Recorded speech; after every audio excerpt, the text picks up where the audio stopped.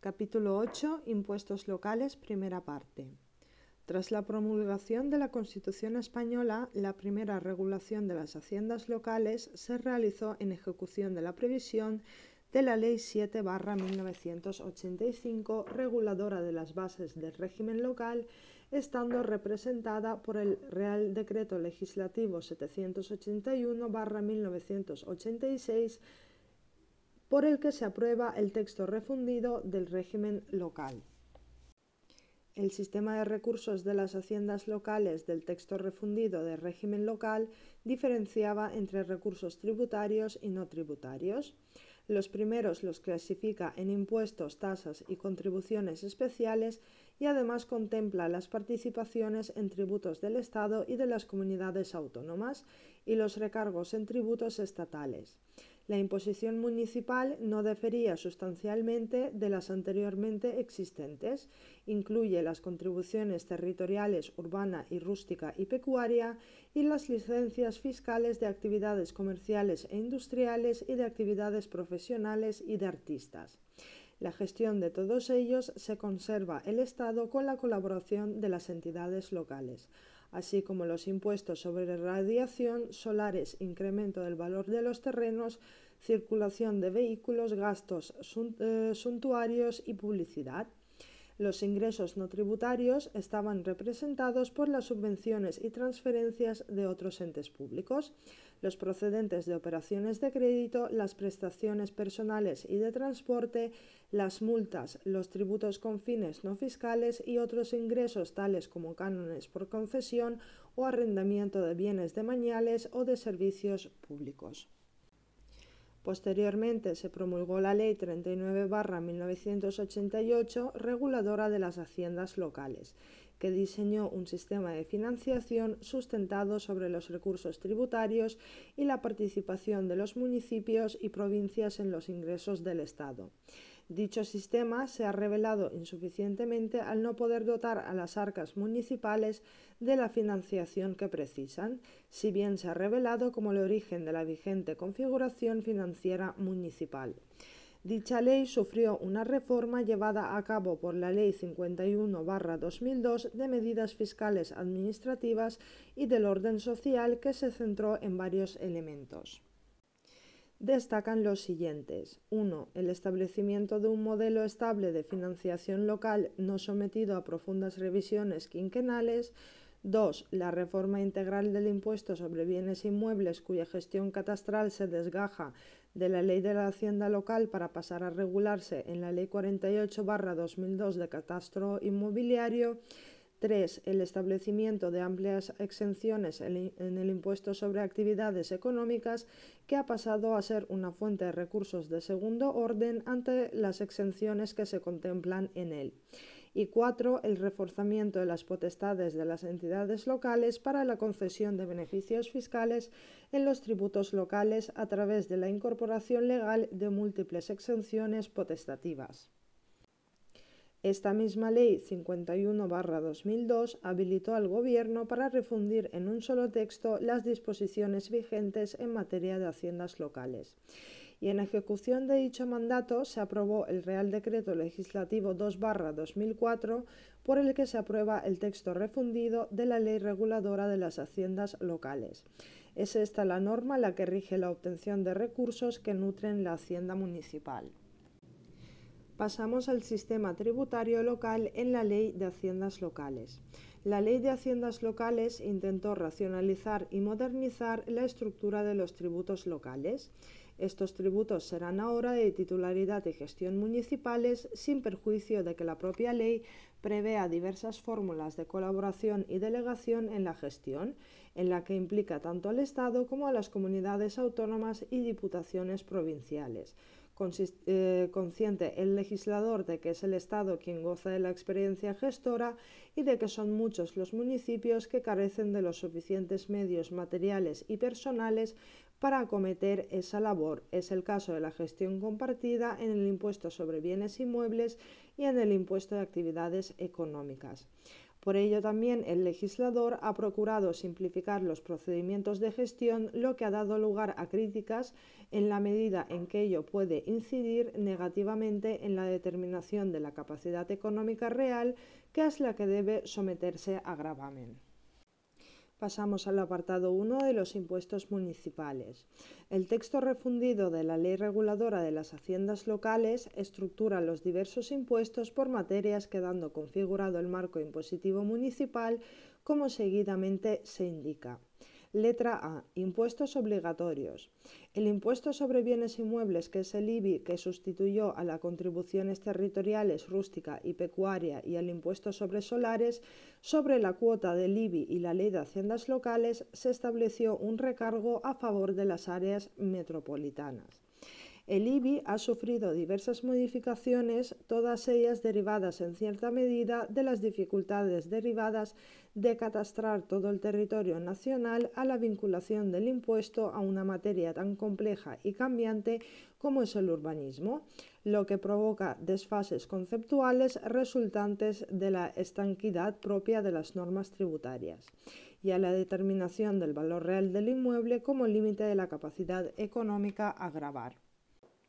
La profunda reforma llevada a cabo por la Ley 51/2002 de reforma de la Ley de Haciendas Locales y por la Ley 48/2002 del Catastro Inmobiliario sigue insistiendo en la búsqueda de soluciones sobre el problema milenario de la imposición inmobiliaria local. La solución total o catastrazo era ciertamente agresiva, puesto que consistía en síntesis en aplicar de un día para otro los valores revisados. A fin de paliar sus efectos, el Real Decreto Ley 5/1997 introdujo en la Ley de Haciendas Locales el concepto de base liquidable, que permite, a través de la aplicación de coeficientes, incrementar progresivamente el valor anterior a la revisión hasta que éste alcance el importe del valor revisado, difiriendo así temporalmente el gravamen del impuesto. El segundo impuesto es el impuesto sobre actividades económicas, que sustituyó a las licencias fiscales de actividades comerciales e industriales y de profesionales y artistas y al impuesto sobre radicación. Sobre las cuotas del impuesto sobre actividades económicas y la Ley de Haciendas Locales se contempla un recargo a favor de las diputaciones provinciales. El impuesto sobre actividades económicas encontró su primer escollo en la delegación legislativa a favor del Gobierno, que para la aprobación de sus tarifas contenía en el artículo 86 de la Ley de Haciendas Locales, cuyo ejercicio fue considerado ajustado a derecho por el Tribunal Supremo. Y del mismo modo, el Tribunal Constitucional proclamó la constitucionalidad de la previsión del establecimiento de cuotas nacionales o provinciales contenida en el artículo 86 de la Ley de Haciendas Locales. Es necesario y prolífico o desarrollo reglamentario del impuesto de naturaleza muy técnica, que dio lugar asimismo a conflictos en relación con relevantes actividades económicas como la producción de energía eléctrica en centrales nucleares. La reforma introducida por la Ley 51/2002 ha originado una drástica reducción del papel del impuesto sobre actividades económicas en el sistema impositivo municipal, dado que en su virtud se introdujo en la Ley de Haciendas Locales la exención en el impuesto sobre actividades económicas a favor de las personas físicas en todo caso, así como de otros sujetos y entidades, siempre que el importe neto de su cifra de negocios sea inferior a 1.000.000 euros. El tercer impuesto es el sobre vehículos de tracción mecánica, que sustituyó al impuesto municipal sobre circulación de vehículos. La gestión del impuesto requiere de coordinación de los ayuntamientos con la Administración del Estado y concretamente con las jefaturas provinciales de tráfico, sobre todo en materia de obligaciones formales, que en relación con las bajas definitivas de vehículos con 15 o más años de antigüedad se han visto dispensadas desde la Ley 51/2002. Estos tres impuestos, que entraron en vigor el 1 de enero de 1990, son de exacción obligatoria por todos los ayuntamientos, de tal manera que no ejercer estos sus facultades dichos impuestos serán exigidos en todo caso en los términos supletoriamente previstos en el texto refundido ley. Apartado B. Impuestos potestativos. Corresponde a los ayuntamientos decidir su implantación y exigencia en cada uno de los respectivos términos municipales a través de la adopción de los correspondientes acuerdos de imposición, ordenación y aprobación de sus ordenanzas fiscales y son los siguientes.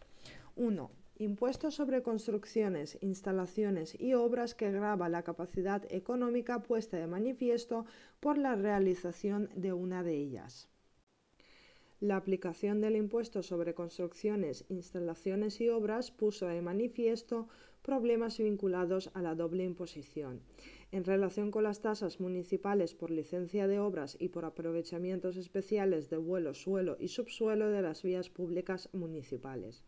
El Tribunal Supremo ha señalado la compatibilidad entre ambos tributos y a la misma conclusión se ha sentado en relación con el impuesto sobre construcciones, instalaciones y obras y el IVA. Si bien la jurisprudencia primeramente y posteriormente desde la Ley 51/2002 de la Ley de Haciendas Locales y el texto refundido de la Ley de Haciendas Locales han excluido de la base imponible del impuesto el IVA y demás impuestos análogos, así como las prestaciones de carácter público local relacionadas con la construcción, instalación u obra, los honorarios profesionales, el beneficio industrial del contratista y cualquier otro concepto que no integre estrictamente el coste de ejecución material.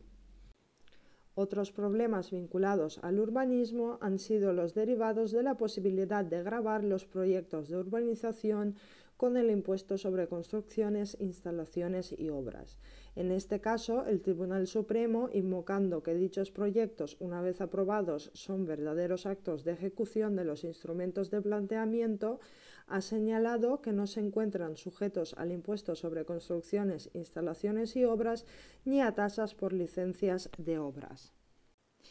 Apartado 2. El impuesto sobre el incremento del valor de los terrenos de naturaleza urbana.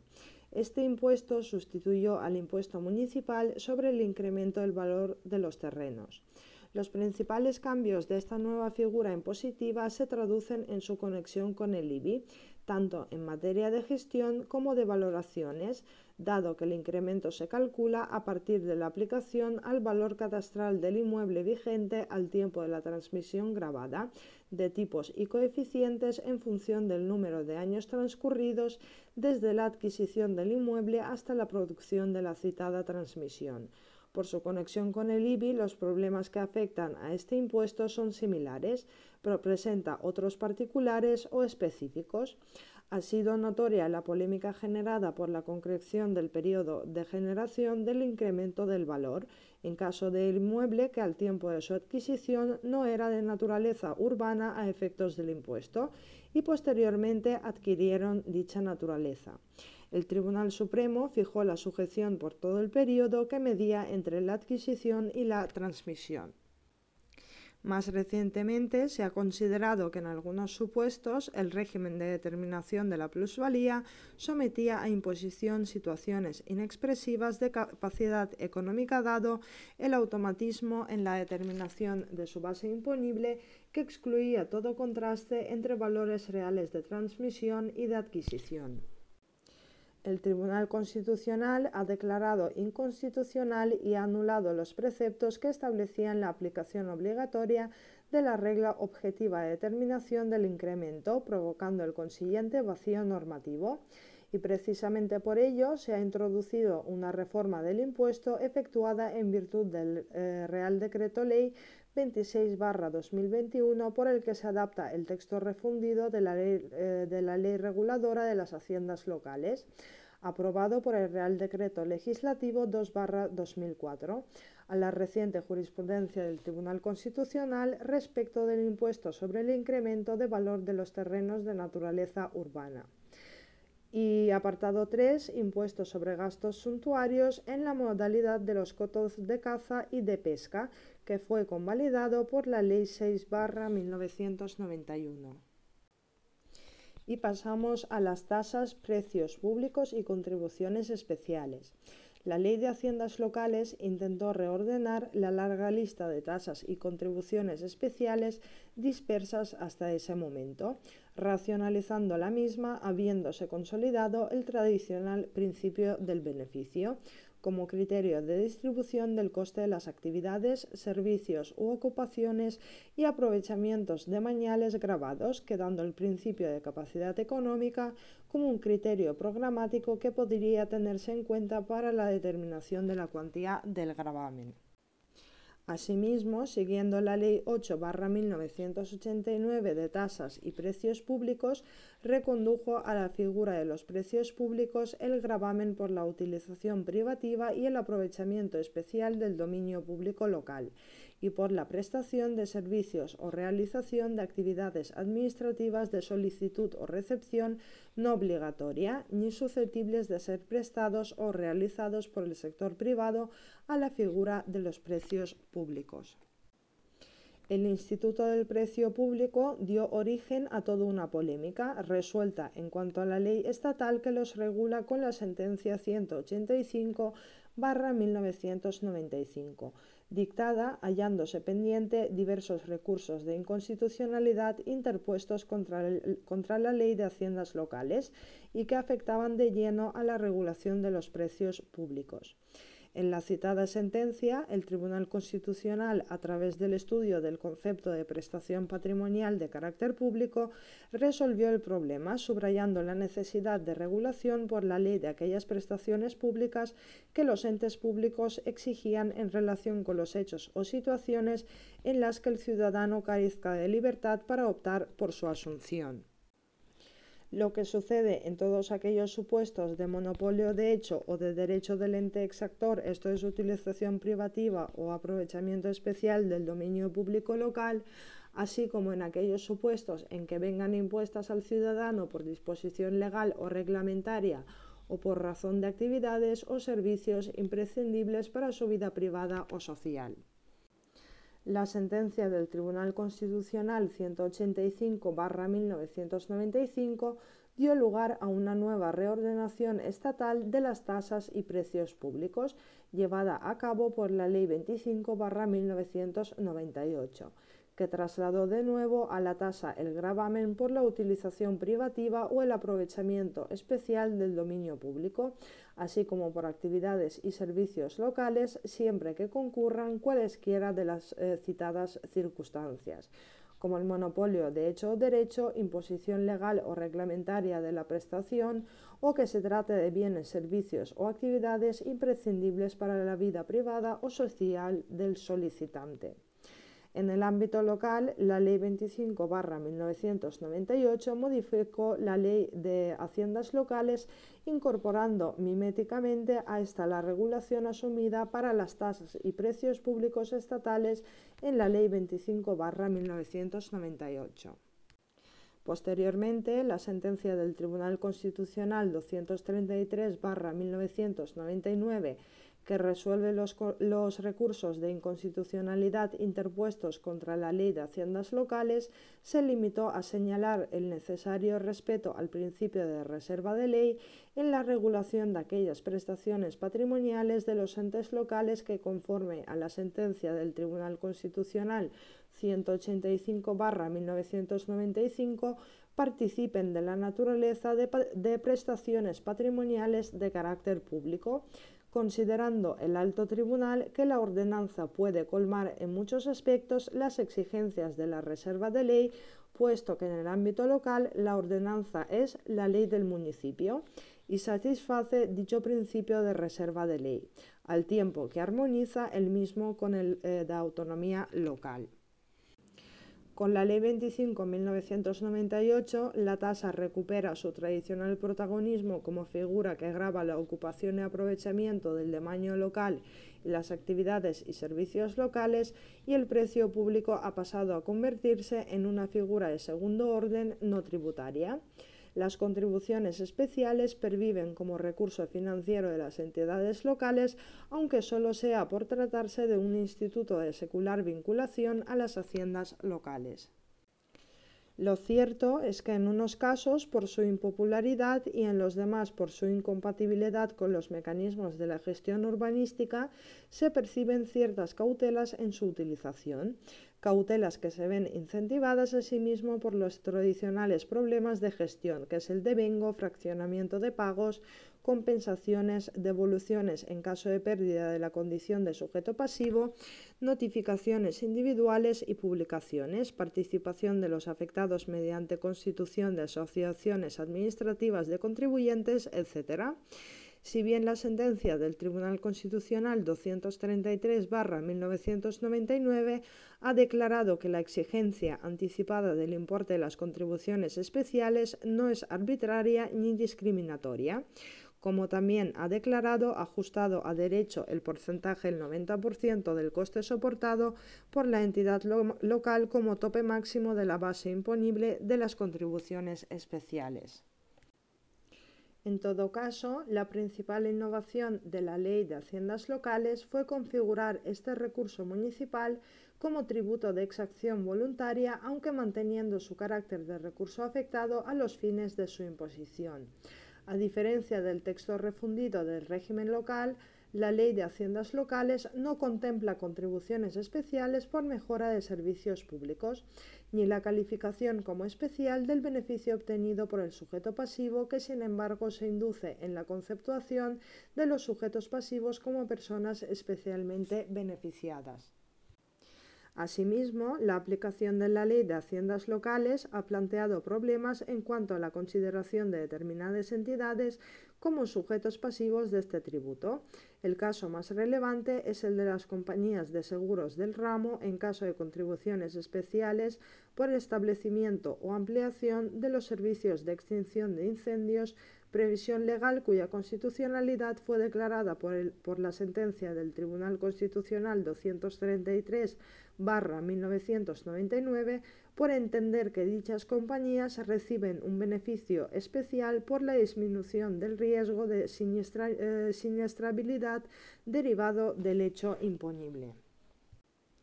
Y terminamos esta primera parte con el modelo de financiación local, que es la participación en los tributos del Estado.